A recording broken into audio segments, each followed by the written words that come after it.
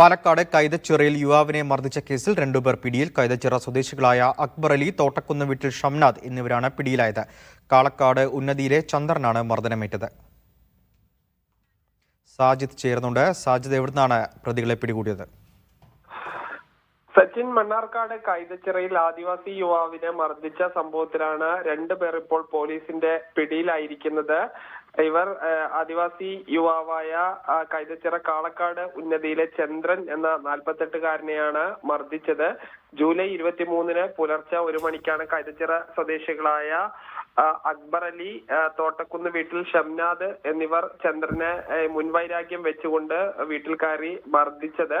ഇതിൽ ഗുരുതരമായി പരിക്കേറ്റ് മണ്ണാർക്കാട് ആശുപത്രിയിൽ ചികിത്സയിലായിരുന്നു. ഇതിനിടയിലാണ് ഇന്ന് മണ്ണാർക്കാട് ഡിവൈഎസ്പി എം സന്തോഷ് കുമാറിന്റെ നേതൃത്വത്തിലുള്ള സംഘം ഈ പ്രതികളെ അറസ്റ്റ് ചെയ്തത്.